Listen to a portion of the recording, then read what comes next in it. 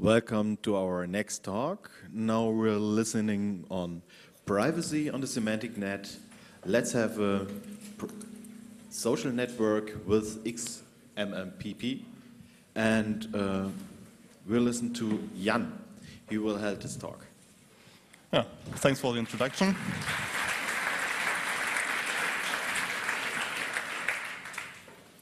Thanks for the introduction. My name is Jan Torben. I'm from the Institute for Geoinformatics in Münster. And today I will talk about privacy in the semantic web.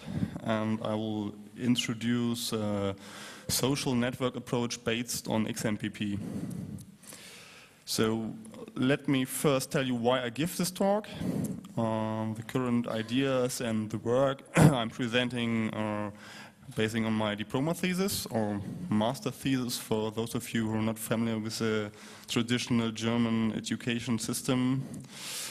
And I want today try to open the project for the non-academic users, so maybe some of you or mostly maybe your friends, people that are not very interested in technical details but may care a bit about privacy and security but don't know really what this stuff is all about. I would like to discuss later on my work with interested people. I got a few emails from you. Thank you for that. And I hope to meet some of you later on. So that was my motivation. And I will talk, I've divided my talk in two sections. First, I will talk a bit about privacy, social semantic, all these funny words. Maybe not all of you know what semantic web is, or maybe some of you have no idea what really privacy means or how can you define it. And finally, I will introduce shortly my friend-to-friend architecture, so a social network which is between friends, but not maintained by companies like Google, Yahoo, Facebook, or the Holzbring here in Germany, which owns the popular StudiVZ. So, what is a social network? I don't know, is here anyone who is not member of one of these social networks? Wow, great. Is here one of you who would not be able to program a Twitter? No one. So what is all this stuff about? Why are so many people using social networks, and why is this such a buzzword? The social networks I presented here, or just some of them, are very different. So Delicious, for example, is just a social bookmarking, social tagging. It's very different to maybe MySpace, where you can present yourself, what you do in the evening, upload photos, whatever, music, and totally prostitute yourself. So what is a social network? Is it really something new? Didn't we have that before? So what changed in the last year so the social network came up? Does it use any technology which is new? Flash is, I don't know how old Flash is. JavaScript, oh my God. Ajax, maybe funny, but I don't think it's something very special in social networks. So is it social because it's written for the people? I'm not sure. Guess some of them are mainly written because of the money you can make of them. So I think it is social because of the people who use it. The people, so in my eyes, the people who are using the internet today differ from the users maybe 10 years ago. There were only academics or technology geeks, like I think we are. But today, my mother is using the internet, or my cousin is using the internet, and in a totally different way. So my cousin wanted to send me some photos for Christmas, but he was not able to send an attachment with an email. It was completely new to him. So although we are both using the internet, he's using the internet in a completely different way. So we tried to give me some SchülerVZ link, which, don't know, that's nothing I use. So we ended up in using traditional CD-ROMs. Okay, so as I said, all kinds of people use the internet, and most of them are not really interested in technical details. So they just want to use a social network because they can don't know, talk to their friends of everyday life or exchange photos, whatever. But they never had the idea what it means to upload all your stuff to one company in order to share it with the friends. So they use it because social applications are easy to use. Your data is always on the web, accessible from everywhere, maybe by everyone. Depends on the site you use. And your real life and your online life get connected. Yeah? So when I went to school, a few people used the internet, and I never had the idea to only use the internet to contact with them. So we had telephone or whatever, or we had our meeting points in real lives. And finally, you can make thousands of connections to new virtual friends. Don't know if they're really real friends. So in the meaning as we use it normally, if we speak to people in real life. So, but you can maintain a big list of friends for whatever reason you want to do that. You can say I have 1,000 friends on MySpace and everyone is such a nice guy. So in all these people who are using the social networks really don't know about security or privacy issues, as I mentioned before. And I think it's a bit the responsibility of people who are more concerned about this stuff to propose alternatives to the current social networks. So that is my motivation, that was my motivation for my diploma thesis, and that is my motivation why I'm speaking here to you today. So privacy, what is privacy about?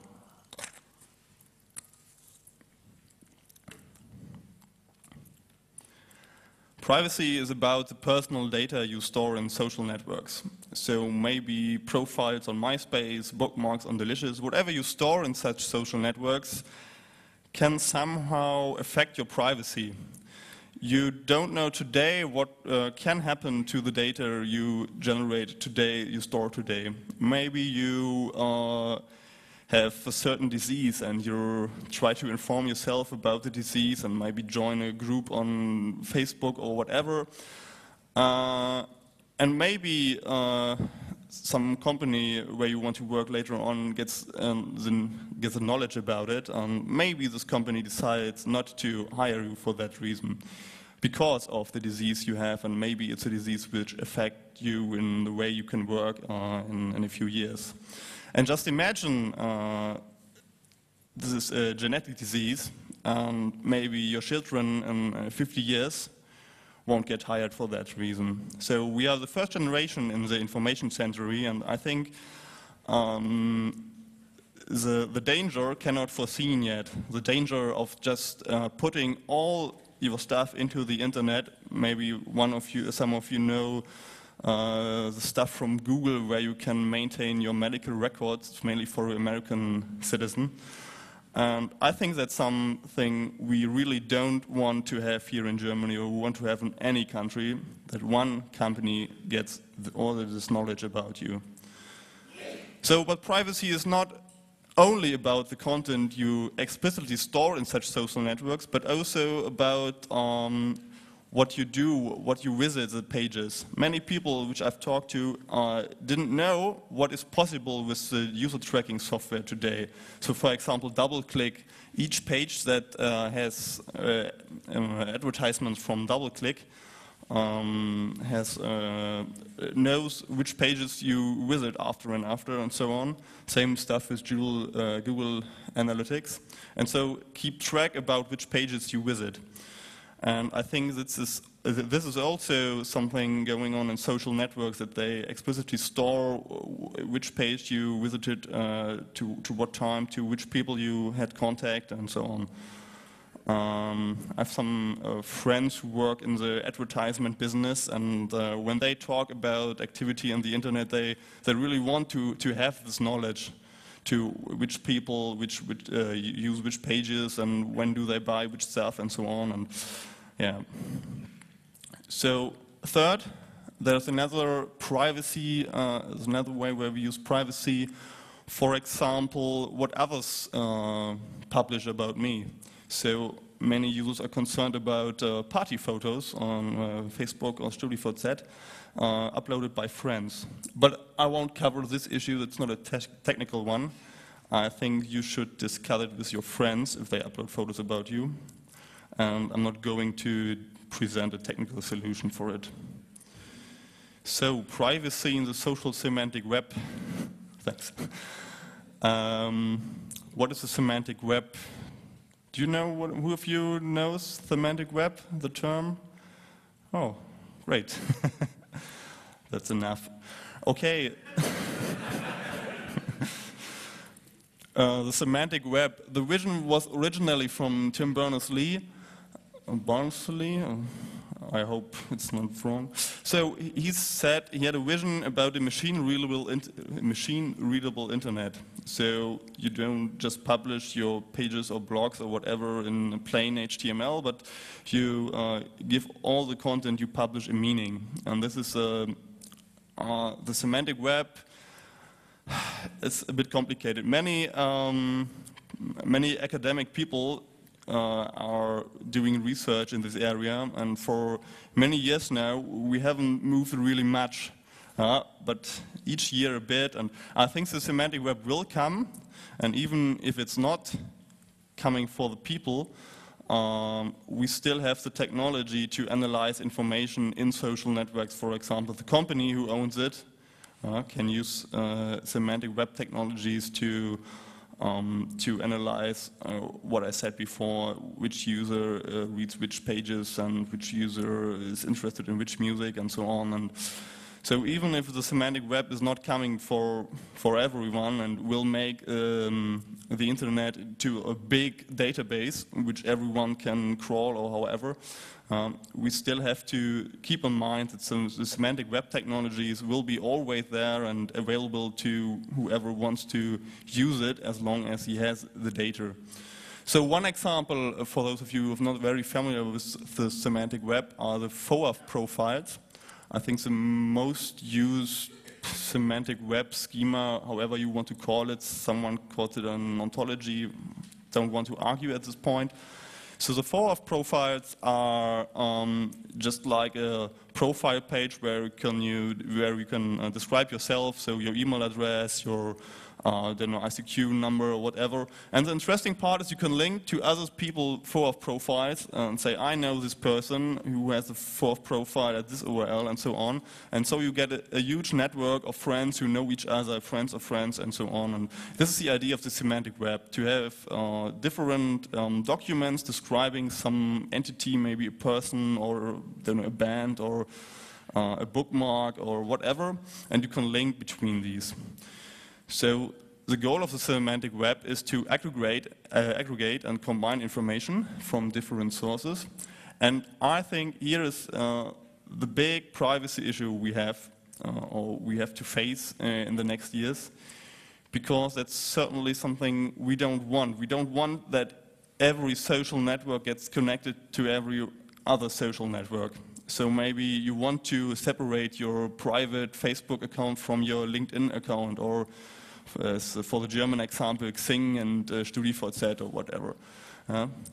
So the current technology we have, so the current technology that you have companies who maintain the social networks and may share the data with others in future.